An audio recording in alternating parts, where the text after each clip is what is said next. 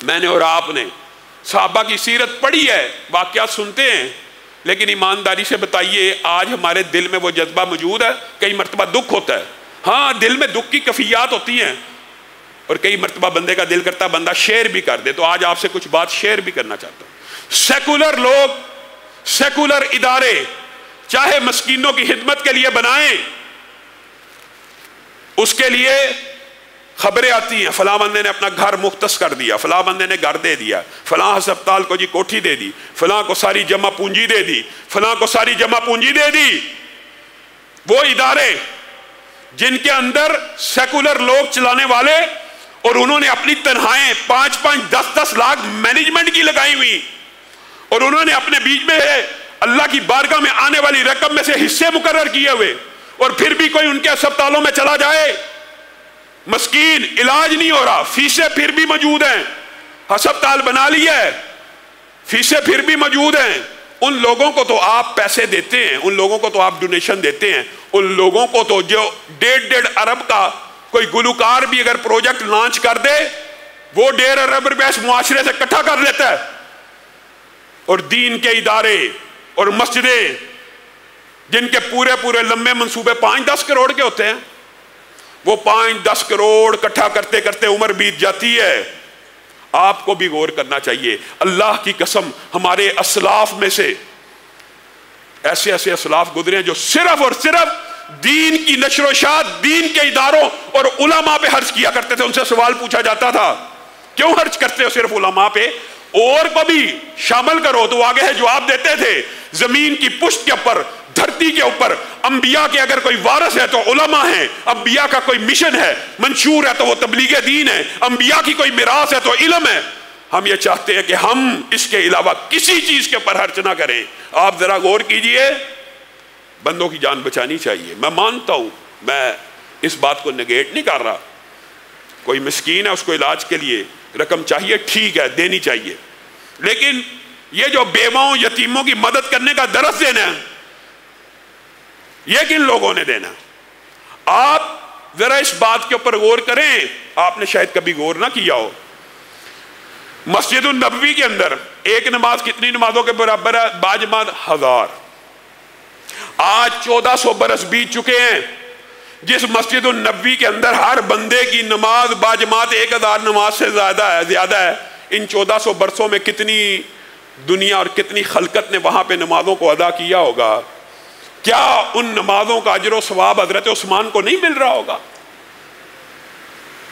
جو نیکی کی کام کی جڑ ہے، جو بنیاد ہے، کیا آج قرآن کے لاکھوں طالب علم، کروڑوں طالب علم 1400 سال میں جو پیدا ہوتے آئے، ان سب کا اجر و ثواب ان صحابہ کے کھاتے میں نہیں ڈال رہا ہوگا جنہوں نے قرآن کی تعلیم دینے کی ابتدا کی تھی؟ آپ شاید بات نہیں سمجھے۔ آج امام بخاری کو 1200 برس بیت چکے، آج محدثین کو دنیا سے گئے ہوئے ہزاروں برس بیت چکے ہیں، آج بھی کوئی طالب علم جب وہ حدیث پڑھتا ہوگا تو ان کو اجر و ثواب نہیں ملتا ہوگا۔ آپ نے دین کے کام کو بڑا معمولی لے لیا۔ 1 حافظ، 2 حافظ، 10 حافظ، 100 حافظ بھی کوئی دین کا ادارہ بنا جائے تو کیا پتا ان 100 میں سے ایک قاری ادریس اعظم پیدا ہو جائے، کیا پتا؟ پھر وہ ہزاروں طالب علم پیدا کر لے، پھر یہ نیکیوں کا سلسلہ چلتا رہے۔ حدیث میں الفاظ ہے نا، ہر نیکی کا کام منقطع ہو جاتا ہے، لیکن صدقہ جاریہ منقطع نہیں ہوتا، علم نافع منقطع نہیں ہوتا۔ آپ لوگوں کو اس بات کے اوپر غور کرنا چاہیے کہ اپنی زکوٰۃ، صدقات، خیرات دیتے ہوئے جہاں آپ اپنے قریبی رشتہ داروں کو یاد رکھیں۔ آج عصر حاضر میں گزشتہ دور آپ کے سامنے علماء پہ، مدارس کے اوپر کتنا سختی کا گزرا۔ آج اگر رمضان کا مہینہ آیا ہے تو آپ اپنے زکوٰۃ، خیرات میں سے بالخصوص اس ادارے کو بھی یاد رکھیں، اور بالعموم ہر دینی ادارے کو یاد رکھیں، ان کا حق ہے۔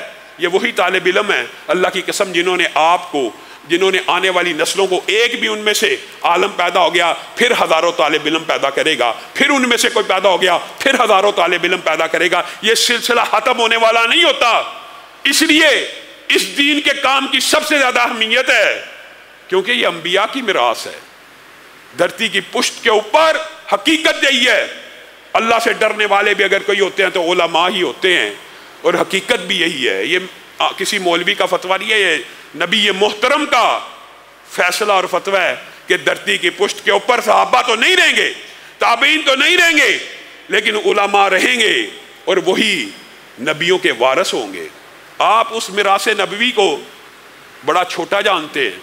5-10 کروڑ روپیہ اکٹھا کرنا ہو، ایمانداری سے بتائیے، صرف 100 بندہ 10-10 لاکھ دے دے، 10 کروڑ روپیہ اکٹھا ہو جاتا ہے۔ اور میں الحمدللہ ایسے بندوں کو جانتا ہوں جو دے سکتے ہیں، لیکن دینے کی باری آئی، گھر وقف کر دیا سیکولر لوگوں کے لیے۔ اللہ کے فضل و کرم سے اس ادارے میں تحدیث نعمت کے طور پہ ضرور کہنا چاہتا ہوں، ہمارا یہاں پہ کوئی مینجمنٹ کا، کوئی ادارہ چلانے والے کی تنہا یا مینیجریل اخراجات نہیں ہے۔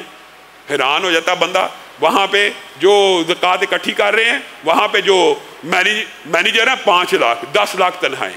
جناب جی جو زکوٰۃ آتی ہے اس میں سے بھی جناب جی کٹوتی ہوتی ہے۔ یہاں پہ اللہ کے فضل و کرم سے تحدیث نعمت کے طور پہ کہہ رہا ہوں، جو آپ دیتے ہیں الحمدللہ اس سے زیادہ میرے ساتھی، میرے نمازی یہاں پہ موجود ہیں اور میرے خاندان کے لوگ موجود ہیں جو آپ سے زیادہ کنٹریبیوٹ کرتے ہیں۔ پھر آپ کے سامنے اگر ایک ایسی اپرچونٹی موجود ہے تو اس کو چھوڑ کر مشکوک جگہوں پہ دینا۔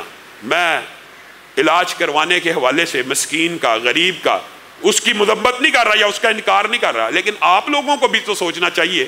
بلکہ آپ لوگوں کو یہ بتلایا کس نے ہے؟ یہ بھی علماء کا، رسول اللہ کی حدیث عوام تک پہنچانا علماء کا کام ہے، اور علماء نے یہ ذمہ داری ادا کی ہے کہ نہیں؟ بیواؤں اور یتیموں کے لیے بھاگ دوڑ کرنے والا، بیواؤں اور یتیموں کے لیے بھاگ دوڑ کرنے والا، دن کے روزے دار اور رات کے تہجد گزار سے آگے نکل جاتا ہے، آگے نکل جاتا ہے۔ کس وجہ سے؟ انفاق فی سبیل اللہ کی وجہ سے۔ ہم نے صحابہ کے واقعات صرف سنے، ان کے اوپر عمل کوئی نہ کیا۔ ایک بات اور کہنا چاہتا ہوں، آپ سب احباب رات کے دروس میں بھی آیا کریں۔ یہ جمعے کا وقت ایک مختصر محدود ہوتا ہے، رات کے دروس میں انسان کوئی چیز رہ گئی اگلے دن بھی بیان ہو جاتی ہے۔ تراویح میں آیا کریں، دروس میں شرکت کیا کریں، تاکہ جو باتیں رہ جائیں سمجھنے کی ضرورت ہو آپ سمجھ لیں۔ ایک صحابی کا واقعہ بیان کر کے میں اپنی بات کو ختم کروں گا، اور انشاءاللہ آج رات کے دروس کا سلسلہ یہاں سے شروع کریں گے، اور جب یہ موضوع ختم ہو جائے گا تو دوبارہ یاد موت اور عذاب قبر کے حوالے سے گفتگو کو جاری رکھیں گے۔ میرے بھائیوں، ایک غزوہ ایسا آیا تھا جب رسول اللہ صلی اللہ علیہ وسلم نے کہا تھا آج اسلام کو تمہارے مالوں کی ضرورت ہے۔ باقی واقعات کو میں حذف کرتا ہوں، ان میں سے صرف ایک صحابی کا واقعہ آپ کے سامنے رکھنا چاہتا ہوں۔ رسول اللہ صلی اللہ علیہ وسلم نے کہا کون ہے جو اسلام کو آج 100 سواریاں دے گا؟ بعض روایات میں 100 اونٹ دے گا، 100 گھوڑے دے گا، 100 سواریاں دے گا۔ حضرت عثمان کھڑے ہوئے کہا میں اللہ کی بارگاہ میں 100 سواریوں کو خرچ کرتا ہوں۔ نبی کریم صلی اللہ علیہ وسلم نے فرمایا اے عثمان تجھے جنت کی بشارت ہو، بیٹھ جا۔ پھر اعلان کیا کون ہے جو 100 دے گا؟ حضرت عثمان کھڑے ہوئے میں دوں گا۔ کہا عثمان بیٹھ جا تجھے جنت کی بشارت ہو۔ پھر کہا کون دے گا؟ 7 مرتبہ اعلان ہوا، 7 مرتبہ حضرت عثمان کھڑے ہوئے۔ پھر رسول اللہ نے اعلان کیا اسلام کو ابھی بھی مال کی ضرورت ہے۔ حضرت عثمان دیناروں کی بڑی ہوئی ایک تھیلی لے کے آئے، رسول اللہ صلی اللہ علیہ وسلم ان دیناروں کو ٹٹول رہے، ان دیناروں کو پکڑے۔ دنیا میں کوئی نیکی ایسی اور نہیں ہے کہ جس کے بارے میں اتنی بڑی خوشخبری رسول اللہ صلی اللہ علیہ وسلم نے دی ہو۔ ان دیناروں کو ٹٹولتے ہوئے کہہ رہے ہیں ما ذربنا فانا ما عمل بعد اليوم، اے عثمان میں نے تجھے ایک ہی نشست میں 7 مرتبہ جنت کی بشارت تو دی ہے، لیکن اس سے بھی بڑی آج تجھے بات کہہ دوں۔ جی کیا بات ہے؟ اے عثمان آج کے بعد تیرا کوئی عمل نہ ہو، اللہ رب العزت تجھے پھر بھی جنت میں داخل کر دے گا۔ ہم نے صحابہ کے واقعات پڑھے، لیکن ہمارے پہ اثر کیا ہوا؟ امی عائشہ حالت روزے سے ہیں، 1 لاکھ درہم تحفہ آیا ہے۔ 1 لاکھ درہم، 1 درہم نہیں، 1 لاکھ درہم۔ افطاری سے کچھ لمحہ پہلے ملازمہ لے کے آئی ہے، خادمہ کے ذریعے سارے کا سارا بانٹ دیا۔ خادمہ کہنے لگی 1 درہم تو رکھ لیتی، افطاری کے لیے کوئی چیز کھانے کو میسر ہو جاتی۔ امی عائشہ جواب میں کہتی ہیں اگر تو مجھے بتلا دیتی، یاد کرا دیتی تو میں 1 درہم رکھ لیتی۔ اللہ رب العزت جو کہا گیا، جو سنا گیا، اس کو سمجھنے کی توفیق عنایت فرمائے۔